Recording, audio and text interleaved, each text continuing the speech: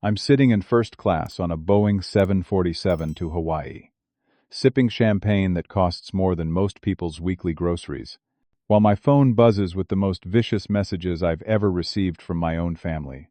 The latest text from my sister Madison reads, "You're the most selfish, ungrateful person alive. How could you do this to us?" I almost laugh as I scroll through 15 years of memories where they took family vacations without me, always with convenient excuses. Now they're absolutely livid that I'm on a 2-week all-expenses-paid luxury vacation to multiple Hawaiian islands. I turn off my phone and smile genuinely for the first time in years. The exclusions didn't start immediately. When I was younger, our family of 5 used to take modest trips together to places like Lake Tahoe or camping in Yosemite. But everything changed when I turned 22 and landed my first real job as a software engineer at a tech startup in San Jose. Suddenly, my parents Frank and Carol began organizing annual trips that somehow never included me. The first time, they planned a long weekend in Napa Valley. When I asked about joining, my mom gave me this sympathetic look and said, "Oh, Burton, honey, you're so busy with your new job. We didn't want to stress you out with travel plans." It seemed reasonable. I was working long hours, trying to prove myself at the company. 6 months later, they announced a week-long trip to the Grand Canyon. This time, the excuse was different.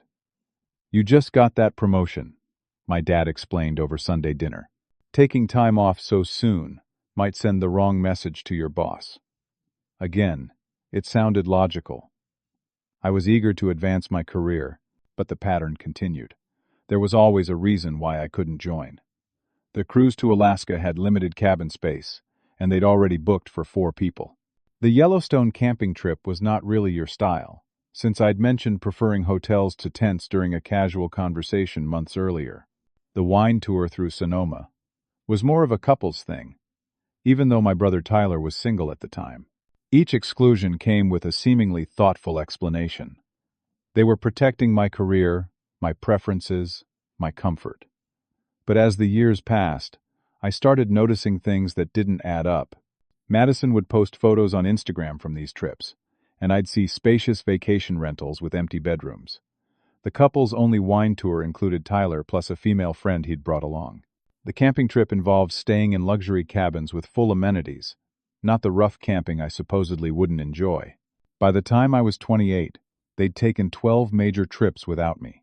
12 opportunities for family bonding, memory-making, and shared experiences that I was systematically excluded from. I'd developed a routine of seeing their departure posts on social media, feeling that familiar ache in my chest, and then burying myself in work to forget about it. The breaking point of my awareness came during their 10th anniversary celebration of these family trips. They were planning something special for Colorado, a skiing vacation in Aspen. I'd been taking skiing lessons for 6 months, specifically hoping to join a family ski trip someday. When I mentioned my progress to Madison during a family barbecue, she got an uncomfortable look on her face. "Oh, Burton, that's great that you're learning," she said, not meeting my eyes. "But this Aspen trip is really more about celebrating Mom and Dad's tradition with us kids who've been going on all the trips." The words hit me like a physical blow. Us kids who've been going on all the trips. She said it so casually, as if it was natural that I'd been excluded from a tradition I didn't even know existed. I realized they'd created a separate family unit that specifically didn't include me, and they'd been reinforcing it for a decade. That night, I went through Madison's social media more carefully. What I found shattered any remaining illusions I had about innocent coincidences and legitimate scheduling conflicts. Photo after photo showed luxury accommodations with multiple empty bedrooms. Captions mentioned family time and making memories with the people who matter most. Comments from extended relatives asking why I wasn't in pictures, with responses like "Burton's always too busy for family stuff" or "he's more focused on his career." The most devastating discovery was a group photo from their Napa trip, the very first one I'd been excluded from. They were standing in front of a vacation rental house, and I could clearly see a sign in the background advertising. "Sleeps 8 comfortably, 5 bedrooms, perfect for large families." They hadn't excluded me because of space limitations. They'd chosen to exclude me and then rented a place that could have easily accommodated everyone. I spent that entire night staring at my ceiling, replaying every conversation, every excuse, every sympathetic explanation for why I couldn't join their trips. The pattern was undeniable, once I allowed myself to see it clearly. For 10 years, my family had been taking vacations specifically designed to exclude me, while maintaining the pretense that it was all just unfortunate timing and logistics. The next morning, I called my mom to ask directly about the Aspen trip. "Mom, I'd really like to join you guys for skiing. I've been taking lessons, and I think it would be great family time." There was a long pause. Then she said, "Burton, sweetheart, this is really about maintaining our little tradition. Adding someone new would change the whole dynamic we've built up over the years." Someone new. After 10 years of exclusion, I wasn't even considered part of the family dynamic anymore. I was someone new who would disrupt their established tradition of being together without me. As painful as the exclusions were, I might have eventually accepted them if they'd been consistent with how my family treated me in other areas of life. But there was a cruel irony to their vacation policy that became impossible to ignore. While I was never welcome on their trips, I was always expected to be available for their financial emergencies and family expenses. The shift in their expectations coincided perfectly with my career success. By 25, I was earning a six-figure salary as a senior software engineer. By 30, I'd been promoted to lead developer and was making enough money to live very comfortably. My family noticed this financial growth immediately, and their requests for help began shortly after each promotion. The first request came from my dad. His truck needed major engine repairs, and the estimate was $4,000. "Burton, you know I wouldn't ask if I wasn't desperate," he said over the phone. "But you're doing so well, and I just can't swing this repair cost right now." I transferred the money that same day. Family helps family, right?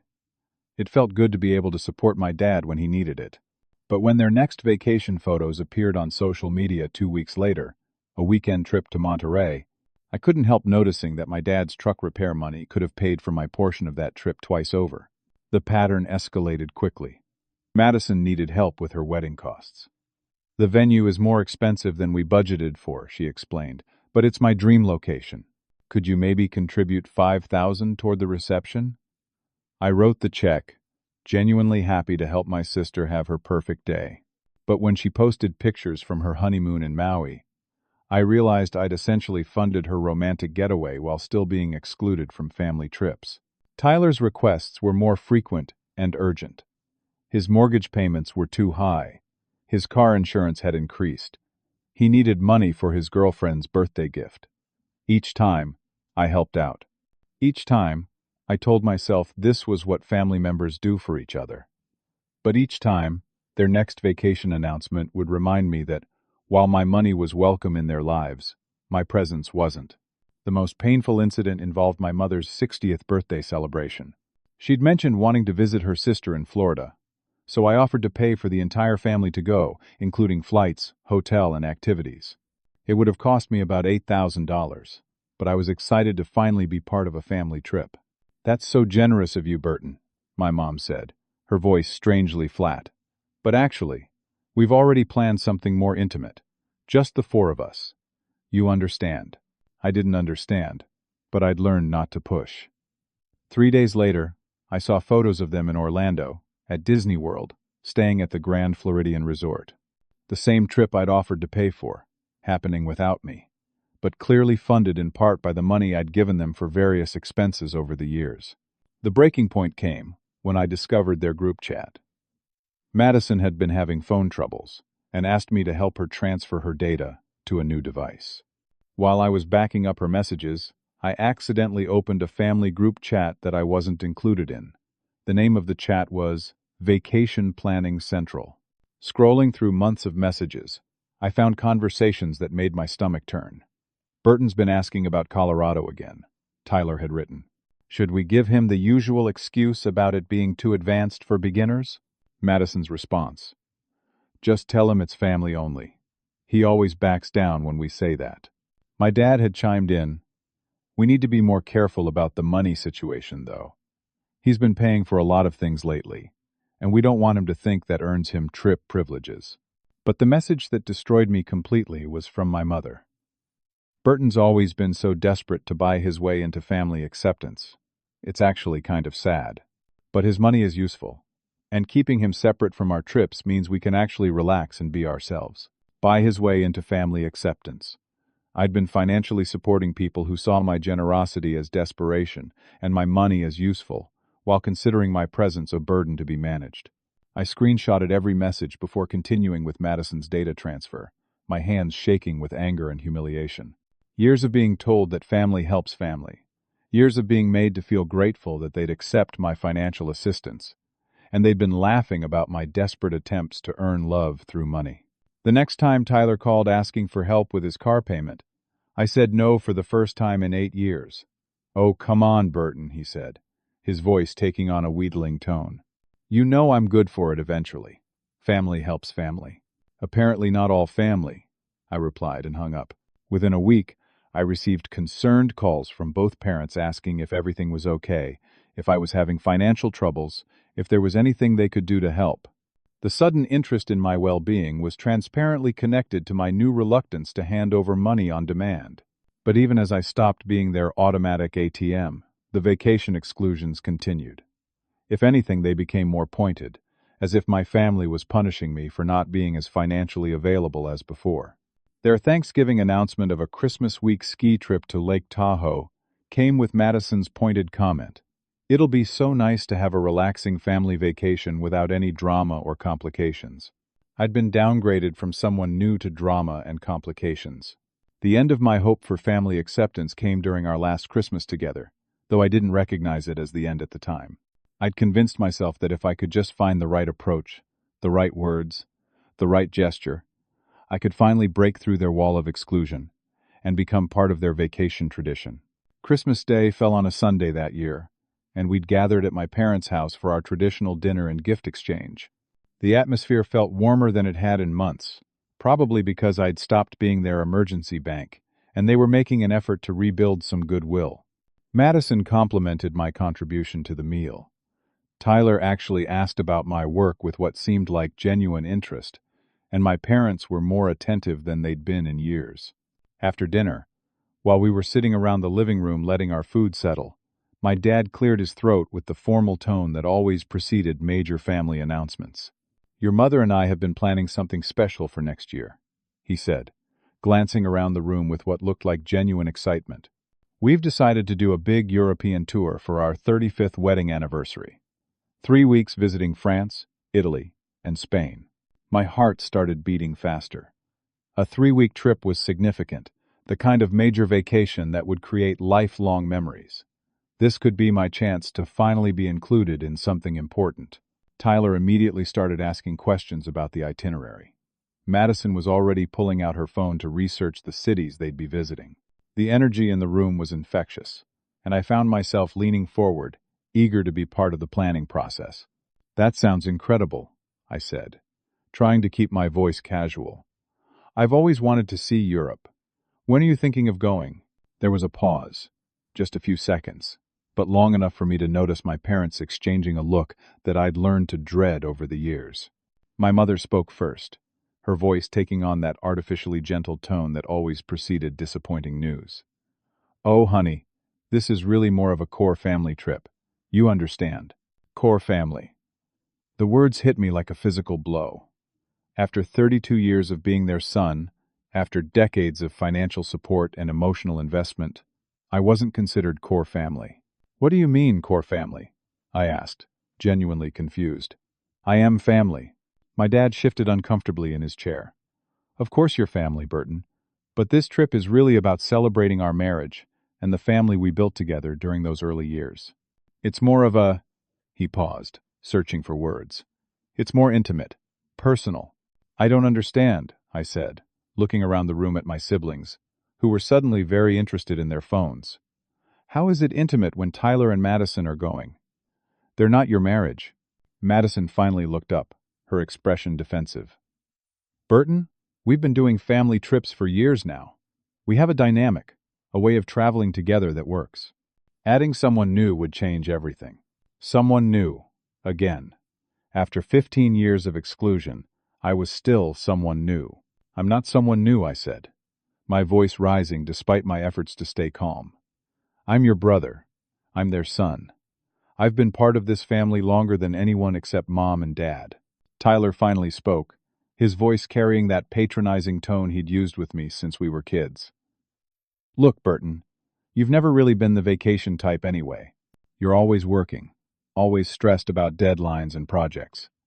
This trip is going to be really relaxed. Lots of walking around cities, trying new foods, going with the flow. It's just not your style." "How would you know what my style is?" I asked. "You've never given me a chance to show you. I've been asking to join your trips for 15 years, and every time you find a new excuse." My mother's expression hardened. "Burton, there's no need to raise your voice. We're just trying to explain that this particular trip has a specific purpose and dynamic. It's not about excluding you. It's about maintaining something special that we've built." "Built without me," I said. "Well, yes," she admitted. "But that doesn't mean it's personal." I laughed, a bitter sound that surprised even me. "It's the definition of personal, Mom. You've taken dozens of trips over the years, and somehow there's never been room for me on a single one. Now you're planning the biggest trip of your lives, and I'm still not invited because I'll ruin your dynamic." My dad's voice took on the firm tone he'd used when disciplining us as children. "Burton, you're being dramatic. This isn't about you. This is about our anniversary, and the way we want to celebrate it. By celebrating the family you built," I said slowly, "which apparently doesn't include me." The silence that followed was devastating. Nobody denied it. Nobody rushed to reassure me that I was wrong. They just sat there, looking uncomfortable, waiting for me to accept their explanation and drop the subject. Finally, Madison spoke again, her voice sharper than before. "Honestly, Burton, your whole attitude right now is exactly why we have concerns about traveling with you. You're being possessive and dramatic about something that isn't even about you. When we're on vacation, we want to relax and have fun, not deal with someone who's going to be upset about every little decision or feel left out of every conversation." "You mean conversations about all the trips you've taken without me?" I asked. "See?" Tyler said, throwing his hands up. "This is exactly what we're talking about. Everything becomes about you and how you've been wronged. That's not fun to be around on vacation." I stared at my brother. This person, I'd helped financially more times than I could count, and realized he genuinely believed that my hurt about being excluded was unreasonable. They all did. In their minds, I was the problem for wanting to be included, not them for systematically excluding me. My mother stood up, her voice taking on the artificially cheerful tone she used to end uncomfortable conversations. "I think we should probably wrap up this discussion. It's Christmas, and we don't want to end the day on a negative note." "Too late for that," I said quietly. As I drove home that night, I couldn't stop thinking about their casual use of the phrase core family. It implied that there were different levels of family membership, and I'd been relegated to some outer circle where I was family enough to pay for their emergencies, but not family enough to create memories with them. The next day, I called Madison to try one more time. Maybe away from the group dynamic, she'd be more honest with me. "Madison, I need you to help me understand something," I said. "What would it take for me to be included in family trips? What would I need to change or do differently?" Her response was immediate and devastating. "Burton, you can't change your way into being part of this. Some things just are the way they are. Some things just are the way they are." My exclusion wasn't about my behavior, my schedule, my money, or my vacation style. It was simply a fundamental fact of how my family operated, as unchangeable as gravity. 2 weeks later, I saw their Europe photos on social media. They were staying in beautiful hotels, eating at incredible restaurants, taking tours of historic sites. The pictures showed them laughing together, clearly having the time of their lives, creating exactly the kind of memories I'd dreamed of sharing with them. But what destroyed me completely was finding out how they'd paid for it. Madison let it slip during a casual phone conversation that they'd used family savings for the trip. When I pressed for details, she admitted they'd pooled money from everyone who contributes to family expenses. I'd been contributing to family expenses for 8 years. My money had helped fund their anniversary celebration, the biggest family trip of their lives, which I was specifically excluded from attending. They'd used my own generosity to pay for my humiliation. 3 months after watching my family celebrate their European adventure through social media posts, I was in the darkest emotional place I'd been since my college years. The finality of their rejection had settled over me like a heavy blanket, and I found myself working 14-hour days just to avoid the silence of my apartment and the weight of my thoughts. My boss, Jennifer Walsh, noticed the change immediately. She was the kind of manager who actually paid attention to her team's well-being, not just their productivity numbers. During our weekly one-on-one meeting in April, she leaned back in her chair and studied my face with concern. "Burton, you've been putting in insane hours lately," she said. "Your work quality is still excellent, but you look exhausted. When's the last time you took a real vacation?" I almost laughed at the irony of the question. "I don't really do vacations," I told her. "What do you mean you don't do vacations? Everyone needs time off. You've got to have accumulated 6 weeks of unused vacation time by now."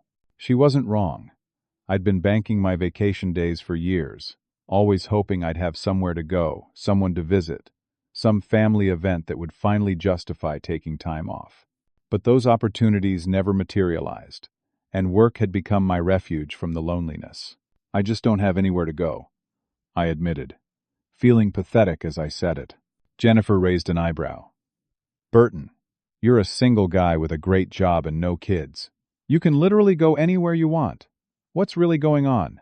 Something about her direct question and genuine concern broke through my usual emotional barriers. Maybe it was the exhaustion, or maybe I was just tired of carrying the weight of my family situation alone, but I found myself telling her everything. The years of exclusion, the financial manipulation, the Christmas confrontation, the crushing realization that I would never be considered core family no matter what I did.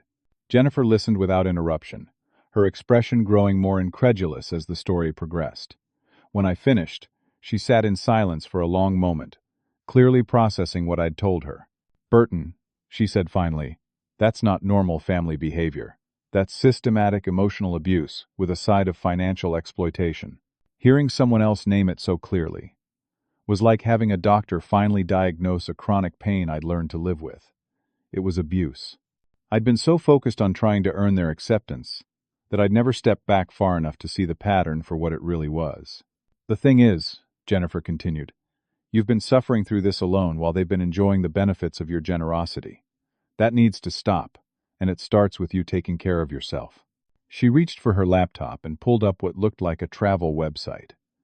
"My family owns a chain of luxury resorts in Hawaii," she said casually, as if she was mentioning that her family owned a local restaurant. "Walsh Hospitality Group. My dad started with one property on Maui 30 years ago, and now we have 5 resorts across 4 islands." I'd heard of Walsh Hospitality Group. Their properties were featured in travel magazines as some of the most exclusive destinations in the Pacific. Room rates started at $800 per night. "Here's what's going to happen," Jennifer said, her voice taking on the decisive tone that made her such an effective leader. "You're going to take 2 weeks of vacation time, and you're going to stay at our properties completely free of charge. We'll set you up with a suite at each resort, all meals included, spa services, activities, transportation between islands, everything. Consider it a company wellness initiative." I stared at her, certain I'd misunderstood. "Jennifer, I can't accept something like that. Those resorts cost thousands of dollars per night." "You're not accepting charity," she said firmly. "You're accepting an investment in employee well-being from a boss who values you and wants to see you recover from what sounds like years of emotional manipulation." The generosity was overwhelming. But more than that, it was the first time in years that someone had offered to include me in something good without expecting anything in return. No financial contribution, no changing my personality, no earning my way into their kindness. "Why would you do this for me?" I asked. Jennifer's expression grew serious. "Because I've been watching you work yourself into the ground for months, and because what your family has done to you is unconscionable. But also because I believe people deserve to experience real hospitality, real inclusion, and real relaxation at least once in their lives." She pulled up a calendar on her computer. "When do you want to go?" "I'd recommend sooner rather than later. You need this break." I felt tears threatening for the first time in months, but they were different from the tears of frustration and rejection I'd become accustomed to. These were tears of gratitude and relief. "I don't know what to say," I managed. "Say yes," Jennifer replied simply. 2 weeks later, I was on a plane to Honolulu, carrying a leather portfolio that Jennifer had given me, containing confirmations for premium suites at 5 different Walsh properties, spa appointments, dinner reservations at award-winning restaurants, and a complete itinerary that had been customized based on interests I'd mentioned in passing during our conversation. But the story took an even more unexpected turn during my flight. I was reading through the resort information when the passenger next to me, a businessman heading to a conference in Honolulu, noticed the Walsh Hospitality logo on my documents. "Nice choice," he said. "Those are incredible properties. Are you in the hospitality industry?" "Actually, no," I replied. "My boss arranged this trip. Her family owns the resorts." His eyebrows shot up. "Jennifer Walsh is your boss? Small world. I know her brother Tyler from industry conferences." My stomach dropped. "Tyler? Tyler Walsh? Or Tyler Peterson?" "Tyler Peterson," the man said. "Works for Meridian Tech. Funny guy. Always has stories about his weird family dynamics at the networking events." I felt my blood pressure spike. Tyler Peterson worked for Meridian Tech, one of our biggest competitors. And apparently, he'd been sharing our family story at professional networking events. "What kind of stories?" I asked, trying to keep my voice neutral. The businessman laughed. "Oh, you know how it is with family stuff. He's always complaining about his brother being obsessed with family inclusion, calling him needy and demanding. Says the guy can't understand why the family wants to travel without him tagging along and ruining the dynamic." I spent the rest of the flight processing this information. Not only had my family been excluding and mocking me privately, but Tyler had been sharing our family business with industry professionals, painting me as the problematic family member who couldn't take a hint. When I landed in Hawaii, I had a voicemail from Jennifer. "Burton, I hope you're settling in well. I wanted you to know that your situation came up in an interesting way after you left. My colleague mentioned that someone from Meridian Tech has been spreading unprofessional stories about family drama at networking events. I did some digging and realized he was talking about you. That clinched my decision to make sure you get the vacation you deserve. Enjoy every minute of it." As I sat in my oceanfront suite at the Grand Walsh Resort, looking out at crystal blue water and feeling genuinely relaxed for the first time in months, I realized that Jennifer had given me more than just a luxury vacation. She'd given me perspective, validation, and proof that not everyone in the world operated like my family. Some people, I was learning, actually meant it when they offered to include you in something good.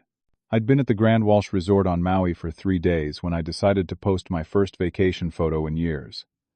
It wasn't a calculated move or an attempt to provoke my family. I was simply feeling genuinely happy for the first time in months, sitting by an infinity pool that seemed to blend into the Pacific Ocean, watching the sunset paint the sky in shades of orange and pink that didn't seem possible in real life. The photo was simple. Me relaxing in a poolside lounge chair, wearing a genuine smile, with the resort's stunning ocean view stretching out behind me. I didn't mention that the trip was free, didn't explain the circumstances that had led me there, didn't even tag the location specifically. I just captioned it, finally taking some time to recharge and hit share. Within an hour, my phone started buzzing with notifications, but not the supportive comments I might have expected from friends. Instead, I was getting increasingly frantic calls and texts from my family members, each message more accusatory than the last. Madison's text came first. "Burton, what the hell? Are you really at some luxury resort right now?" Tyler followed within minutes. "Dude, that place looks insanely expensive. What are you thinking?" But it was my mother's call that revealed the true depth of their anger. She didn't even wait for me to say hello before launching into her attack. "Burton Edward Peterson," she said, using my full name like I was still a child in trouble. "I just saw your Instagram post, and I am absolutely horrified. How could you waste money on such an extravagant vacation when you've been so resistant to helping with family expenses lately?" I pulled the phone away from my ear, staring at it in disbelief. Resistant to helping with family expenses? I'd been their personal ATM for 8 years until I finally realized they were using my money to fund vacations I was excluded from. "Mom, I said carefully. I'm on vacation. I'm allowed to take vacations. Don't you take that tone with me? She snapped. This isn't about taking a vacation. This is about flaunting your wealth while your family is struggling. Do you have any idea how selfish this looks? The irony was staggering. My family, who had just returned from a 3-week European tour, was calling me selfish for taking a vacation by myself. Struggling? I repeated. You just got back from 3 weeks in Europe. That was completely different, my mother said, her voice rising. That was a special anniversary celebration that we saved for and planned carefully. This is just you throwing money around to make some kind of point. My father's voice appeared in the background, and I could hear him telling my mother to put the call on speaker.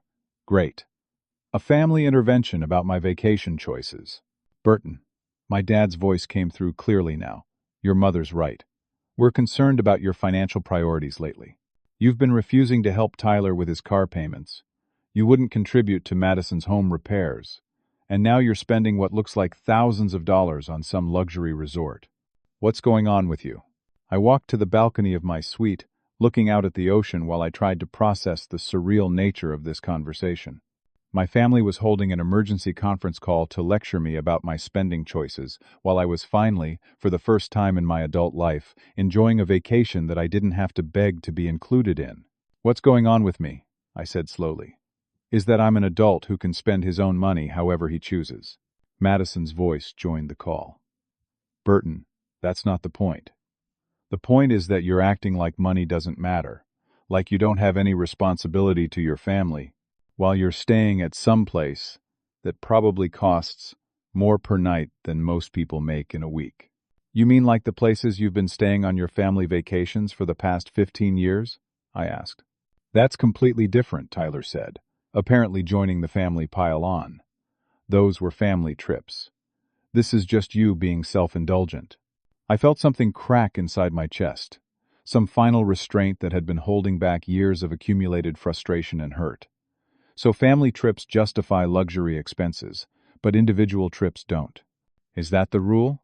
The rule, my mother said, her voice taking on that dangerously quiet tone that had terrified me as a child, is that family comes first, and you've been putting yourself first for months now. I've been putting myself first? I laughed, and even I could hear the hysteria creeping into my voice. I've been excluded from every family vacation for 15 years. I've financially supported all of you countless times while being told I'm not core family. I've watched you take trip after trip without me. And now I'm finally taking one vacation by myself, and somehow I'm the selfish one? You're being dramatic, Madison said dismissively. Nobody excluded you from anything. You were always too busy with work, or not interested in our travel style. Madison, I begged to be included. I literally begged. You never begged, Tyler said. You asked a few times. We explained why it wouldn't work, and you accepted it. Now you're rewriting history to make yourself look like a victim. The casual cruelty of his revisionist history left me speechless for a moment. They genuinely seemed to believe their own narrative, as if my 15 years of disappointment and rejection were just figments of my imagination. I need to go, I said finally. No, you need to come home, my mother said firmly. You need to cut this ridiculous vacation short, and come home so we can discuss your priorities as a family. This behavior is unacceptable. Cut my vacation short. Come home for a family discussion about my priorities, while they'd never once cut their own vacations short for anything related to me. I'm hanging up now, I said. Burton Edward Peterson, my father's voice boomed through the phone. If you hang up on this family, there will be consequences. I hung up. Within minutes, my phone was buzzing with a barrage of text messages. Madison accused me of being impossible to reason with. Tyler called me selfish and immature. My parents demanded that I call them back immediately to resolve this like adults. But the message that finally made me understand the true nature of my family dynamic came from my mother an hour later. Burton, your behavior today has been unacceptable. A loving son would never prioritize a vacation over his family's concerns. You need to remember who has been there for you your entire life and show some gratitude. We expect you to call us tomorrow with an apology and a plan for coming home early. Show some gratitude. Remember who has been there for me. I realized that in my family's minds, I owed them gratitude for the privilege of being their emergency financial resource, while accepting exclusion from their actual emotional lives. I was supposed to be grateful for the opportunity to fund their adventures, while being told I wasn't welcome to join them. That night, sitting on my private balcony overlooking the Pacific, I turned off my phone completely for the first time in years. The silence was overwhelming at first, but gradually, it became peaceful. I was finally learning what it felt like to prioritize my own well-being without someone immediately punishing me for it. After 3 days of radio silence, I decided it was time to face my family directly. Not because I owed them an explanation, but because I needed to say everything I'd been holding back for 15 years. I'd spent too long trying to manage their emotions and protect their comfort while sacrificing my own dignity. I set up my laptop on the balcony of my suite at the Sunset Walsh Resort on Kauai, with the dramatic cliffs of the Nepali coast as my backdrop. If I was going to have this conversation, I wanted them to see exactly where I was and how well I was doing without their approval. The video call connected after 2 rings. All 4 of them were gathered in my parents' living room, their faces arranged in expressions of righteous anger and wounded authority. They looked like a tribunal preparing to render judgment. Finally, my mother said, her voice tight with barely controlled fury, "Do you have any idea how worried we've been? How irresponsible it was to ignore our calls for 3 days?" "I wasn't ignoring your calls," I replied calmly. "I was choosing not to take them. There's a difference." My father leaned forward, his jaw set in the stubborn line I remembered from childhood arguments. "Burton, this attitude needs to stop right now. You owe your family an explanation for this behavior, and you owe your mother an apology for hanging up on her." I looked at each of their faces through the screen. These people who had shaped my understanding of family and love for 32 years, and felt something settle inside me. A clarity I'd never experienced before. "Actually, I don't owe any of you anything," I said. "But I'm going to give you something anyway. I'm going to give you honesty." "Don't you lecture us about honesty," Madison snapped. "You're the one who's been acting secretive and selfish." "Secretive?" I laughed. "Let me tell you about secretive. Secretive is having a family group chat called Vacation Planning Central that specifically excludes one family member. Secretive is discussing that family members' desperate attempts to buy love behind his back while accepting his money. Secretive is calling him your ATM while pretending to care about his feelings." The silence that followed was deafening. Tyler's face had gone white, and Madison was staring at me with her mouth slightly open. "How did you?" Madison started to say. "How did I find out about your group chat?" I finished. "Does it matter? The point is that for years, you've been mocking me behind my back while manipulating me to my face." My mother's expression shifted from anger to defensive panic. "Burton, you don't understand the context of those messages. We were just frustrated because you seemed so hurt by travel plans. That had nothing to do with you." "Had nothing to do with me?" My voice rose despite my efforts to stay calm. "I'm your son. I'm their brother. Family vacations have everything to do with me, except in this family, where I've been systematically excluded for 15 years. "You weren't excluded," Tyler said, but his voice lacked conviction. "We explained why those trips wouldn't work for you." "Let me give you a different explanation," I said, pulling out my phone. "I made a list, Tyler.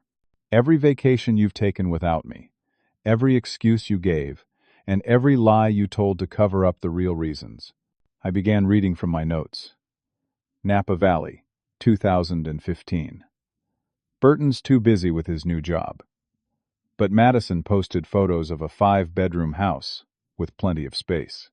Grand Canyon, 2016. "Burton just got promoted and shouldn't take time off." "But you took the trip during my vacation week," "which you knew because I told you about my plans months earlier." "Burton, this is ridiculous," my father interrupted.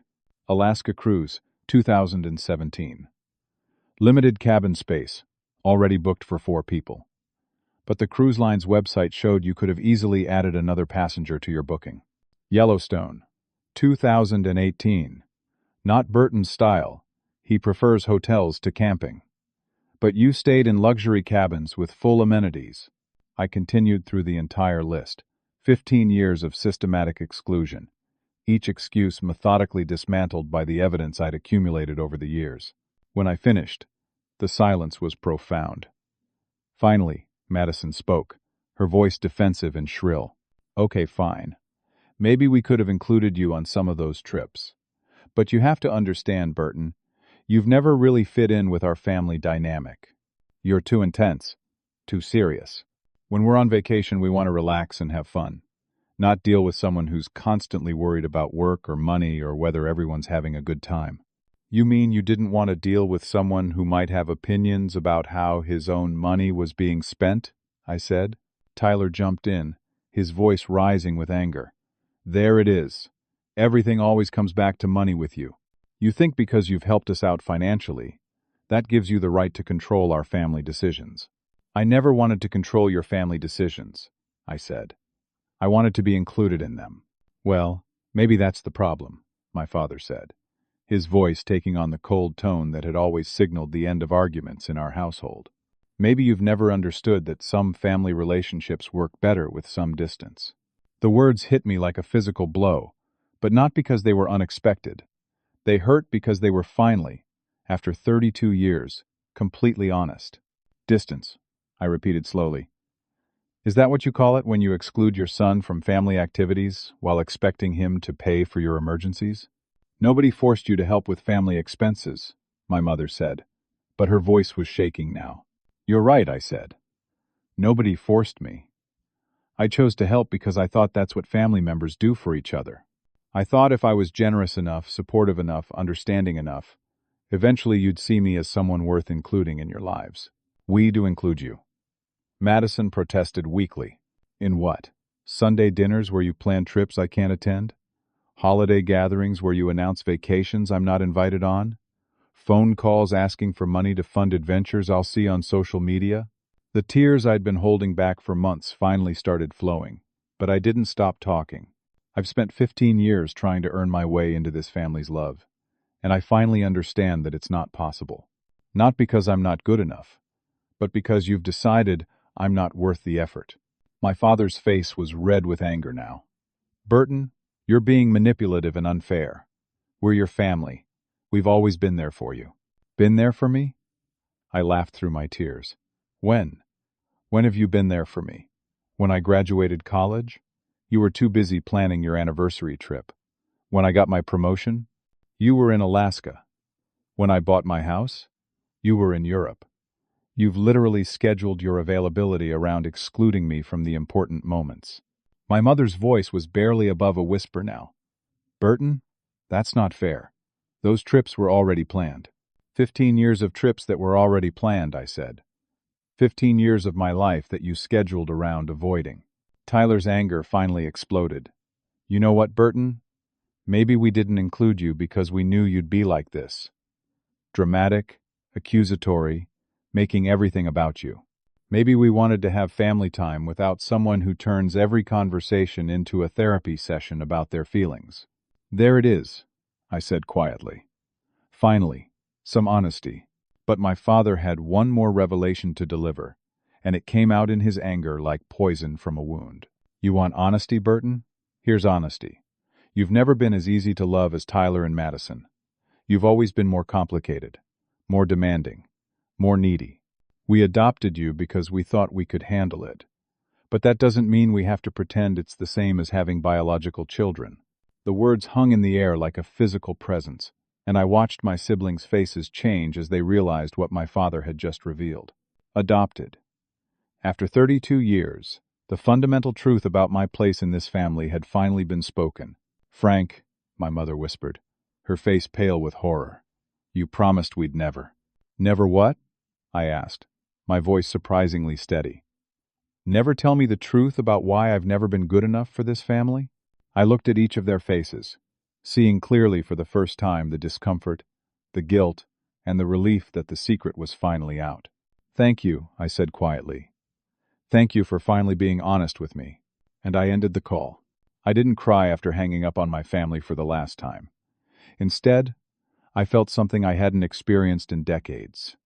Complete, overwhelming relief. The truth about my adoption, delivered in anger and frustration, had finally explained 15 years of exclusion and emotional manipulation. I wasn't being excluded because of my personality, my work schedule, or my vacation preferences. I was being excluded because I had never been considered truly theirs. That evening, I extended my stay in Hawaii for another week, using my own money this time, not because I needed to prove anything to anyone, but because I was finally free to make decisions based solely on what would make me happy. I called Jennifer to let her know about the extension and to thank her again for giving me the push I needed to take this trip. "I'm glad you're staying longer," she said, when I told her about the family confrontation. Sometimes the best response to people who don't value you is to show them how well you can do without their approval. She was right. For the first time in my adult life, I was making choices without considering how they would affect my family's opinion of me, and the freedom was intoxicating. When I returned to work 3 weeks later, I found that my family situation had resolved itself in ways I never could have predicted. Tyler had been fired from Meridian Tech. According to Jennifer, who had connections throughout the industry, his habit of sharing unprofessional personal stories at networking events had finally caught up with him. Several colleagues had complained about his inappropriate workplace behavior, and management decided he was a liability. Madison called me twice during my first week back, both times asking for financial help with home repairs that apparently couldn't wait. When I politely declined both requests, she accused me of punishing the family for their honesty. I hung up on her mid-sentence and blocked her number. My parents made one final attempt at reconciliation, showing up at my apartment uninvited on a Saturday morning 6 weeks after our video call confrontation. "Burton, we need to talk," my father said when I opened the door. "This family dispute has gone on long enough." I looked at these two people who had raised me, clothed me, fed me, and consistently made me feel like I was a guest in their lives rather than an integral part of their family. "There's no family dispute," I told them calmly. "You made it very clear that I'm not really family. I'm just accepting that reality." My mother's eyes filled with tears. "Burton, your father spoke in anger. We didn't mean for it to come out that way." "But you meant it," I said. "That's why it came out that way." They stood on my doorstep for another 10 minutes, alternately trying to guilt me into forgiveness and demanding that I stop punishing them for telling the truth. When I closed the door, I felt lighter than I had in years.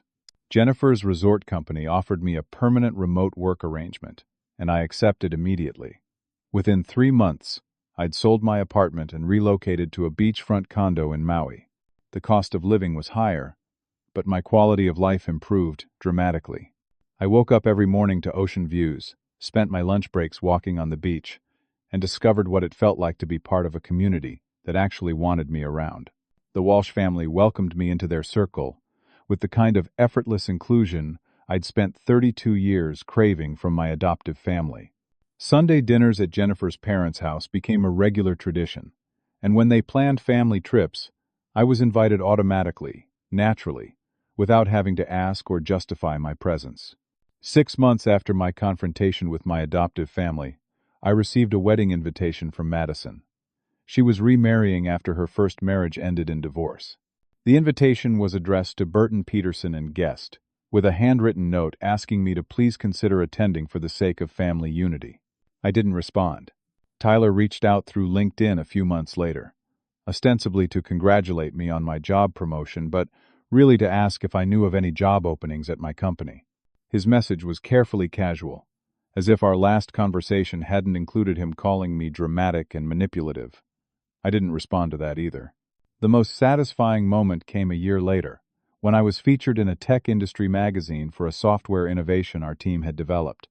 The article mentioned my remote work arrangement and included photos of me working from my home office overlooking the Pacific. Jennifer shared the article on her company's social media, praising our partnership and highlighting the creative possibilities of remote collaboration.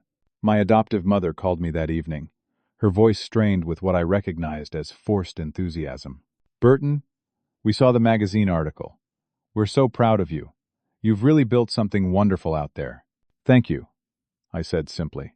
"We've been thinking," she continued, "maybe we could come visit you in Hawaii.